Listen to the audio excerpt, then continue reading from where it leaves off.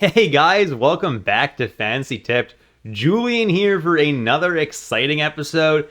This one covering the Montreal Canadiens, my favorite team. I am a Montrealer, born and raised, so definitely, grew up with the team around me, team with the most NHL history, and I'm definitely going to have a lot of fun today covering these guys. We're continuing our series of episodes that we've been making, talking about each individual NHL team, breaking down their lines and their notable players, and I'm letting you guys know which of those players are worth drafting in fantasy at their current ADP.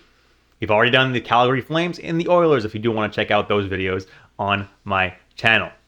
Before we jump into it, guys, drop a like and hit that subscribe button if you haven't already, and consider hitting that join button on YouTube or on Patreon. If you do want to take your support to the next level, you get access to all my pre-draft rankings, as well as access to a members exclusive fantasy league. So that's going to be a lot of fun as well, and I'll be in that league with you guys. Let's jump into it now, and let's take a look at the Montreal Canadiens lines. And the top line, I'm expecting it to be exactly the same as last year.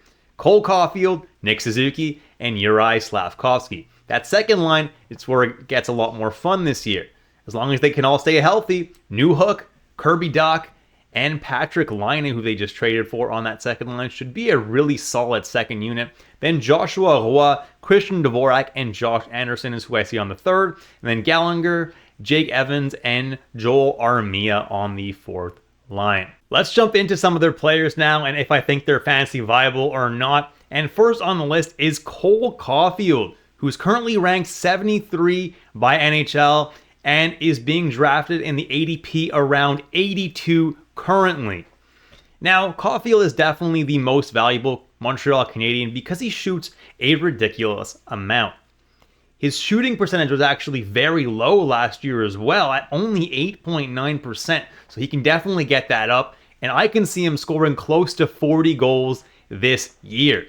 If he does, he's quite definitely a top 50 player. Then we got Juraj Slafkovsky, listed currently as a left winger, but should be playing right wing this year, so should gain the eligibility really quickly. I'm expecting a real breakout season this year from him. I think the last 3 months of last year, he was just amazing.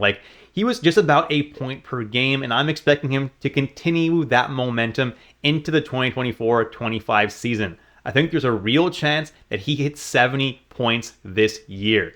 If he's actually going around his current ADP, which is about 109, that's some really good value. NHL has him ranked around 101, so that's the consensus range for him. I think he can definitely exceed that range. I'm expecting big things from the first overall draft pick this year. The next guy on this list is Nick Suzuki, currently ranked 96 by NHL, but is going at an ADP of around 134. So that's pretty late in drafts. Had 77 points last year, and yes, Suzuki is always underrated. His shooting percentage was high last year, so he'll probably score 24-ish goals instead of 33, but I'm expecting his assist totals to go up to offset that. His ranking is pretty solid value for Suzuki, and like I was thinking, when NHL ranked him 96, I was thinking you can probably get him even later than that just simply because he's a natural center. And look at that, guys. He's going around 133, so that's definitely a really good value position to get Nick Suzuki. Next, I have Mike Matheson, currently going at an ADP of 127.2. NHL has him ranked at 183, and he's someone who's kind of tough to rank this year. I predicted a huge year for him last year, which you definitely had. But with Lane Hudson now in the mix for Montreal, will Mike Matheson retain those power play 1 duties the whole season? Who knows? 28 of his 62 points last year were on the power play, so that's actually a really huge factor. I have him personally ranked around 101 this year, but if he keeps the power play 1 the whole year, he could finish way ahead of 101st. Honestly, the ADP of 127 is pretty good value if he does retain that top power play. It's just a little bit scary if he doesn't, because he could be significantly worse.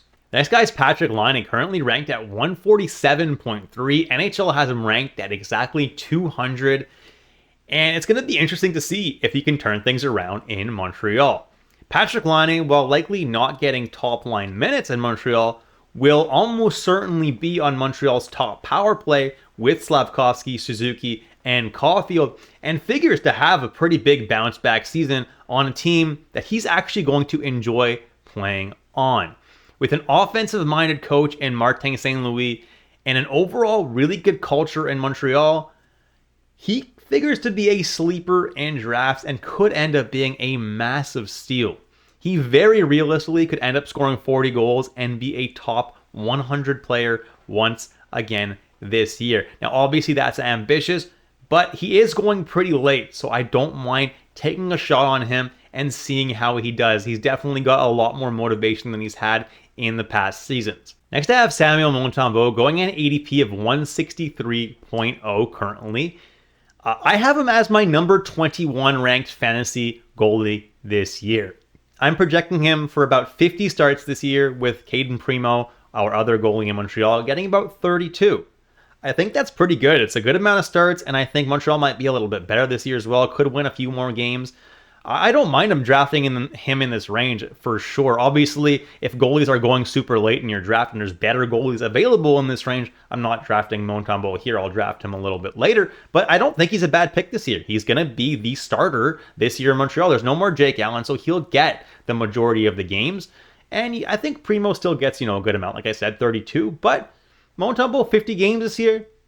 Lock that in. Next guy on this list is Kirby Dach, who only played a game and a bit last year, but did get 2 points in that very first game. And I'm expecting a breakout year for him as long as he stays healthy. He currently does not have an ADP and is only owned in 2% of leagues. He could be a phenomenal late or last round steal in your draft. And I think that he has some tricks up his sleeve. And I think he really might have a good year this year. Then Alex Newhook is a guy who only played 55 games last year, so hopefully he also can stay healthy the whole year, but he's definitely got a lot of talent, and potentially playing on a line with Laine and Kirby Dach could make him have a huge breakout year. I'm not drafting Newhook, but I'm keeping a very close eye out for him early in the season, because if that line starts going off, you're going to want to be adding Newhook to your team. Next is Kaiden Guhle. And he's currently going at an ADP of 184 and is only owned in about 10% of leagues. And he is great for shot blocks and has other decent peripherals as well. But I'm not really expecting a huge offensive leap from him, with Matheson and Lane Hutson ahead of him offensively in the depth chart. But he's a pretty safe floor guy. I have him ranked just outside my top 50 defensemen, so definitely not a bad pick in deep leagues where you need quite a few defensemen. I think Guhle is going to have himself another solid year with some solid peripherals. And finally, Arber Xhekaj had 10 points last year in 44 games. I'm expecting him to play some more actual games this year. I have him ranked around 300 though in leagues that do count hits, and that's pretty much what he's known for, is hitting a whole lot. I wouldn't be drafting him because he's going currently at 167 ADP and is being drafted in 10% of leagues. Now I get it, an absolute bangers league where hits and penalty minutes are a thing, he definitely has some value, but outside of those, he could help in a pinch maybe if you're in a categories league and you need some hits one week, but he's not really someone that's going to do a whole lot for you. So I wouldn't really be drafting him outside of penalty minute bangers leagues. And that's it, guys. Thank you so much for watching all the way through. If you enjoyed my content today, drop a like and hit that subscribe button if you haven't already, and consider hitting that join button and becoming a member of Fantasy Tipped Nation. Thanks so much, guys, and I'll catch you in the next episode of Fantasy Tipped.